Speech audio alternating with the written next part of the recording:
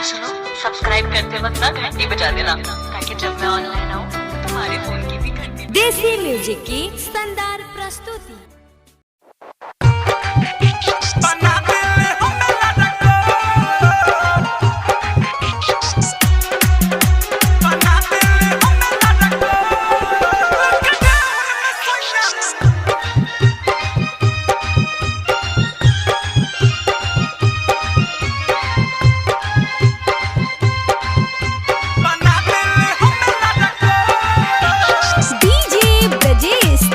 Presented by Desi Music.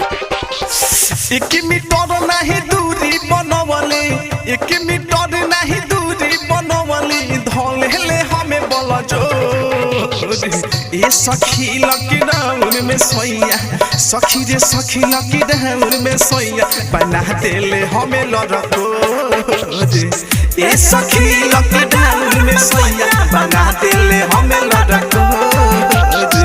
एक metre नहीं दूरी बनवले, एक मीटर नहीं दूरी बनवले, धोले हमें भला ये सखी लॉकडाउन में सोया, ये सखी लॉकडाउन में सोया, बना देले हमें लड़को ये सखी लॉकडाउन में सोया, बना देले हमें लड़को।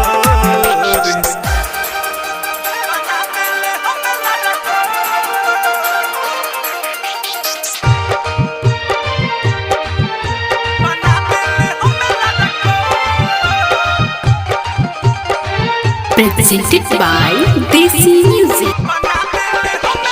DJ Brajesh Chakia.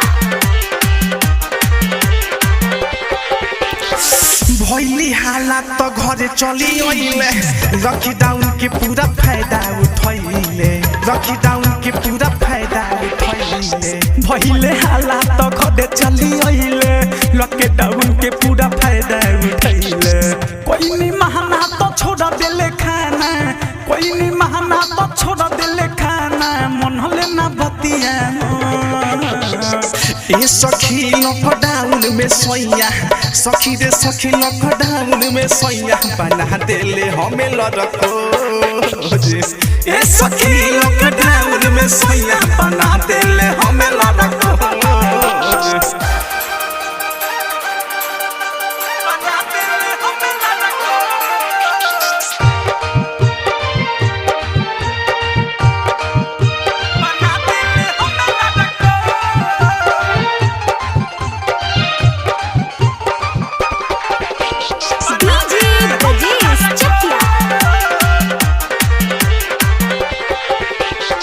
पलंग पर चिते देले हमके सुताई, होठ में होठ राजा हमारा सटाई। ए हो सखी पलंग पर चिते देले हमके सुताई, होठ से होठ राजा हमारा सटाई। सुते ना देले कोइले दूर गतिया, सुते ना देले कोइले दूर गतिया, जागले भइले सखी भोर ये सखी लॉकडाउन में सोया, सखी रे सखी लॉकडाउन में सोया, बना देले हमें लड़को ये सखी लॉकडाउन में सोया, बना देले हमें लड़को।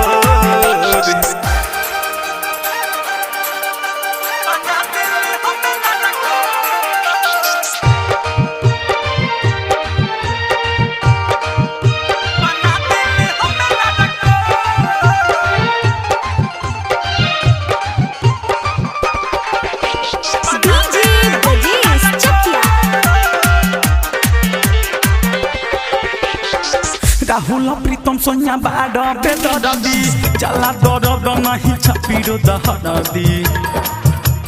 ए हो सखी ललने अर्जुन हो बाड़ा बेदरदी, चला दरद नहीं छपीरो जहरदी।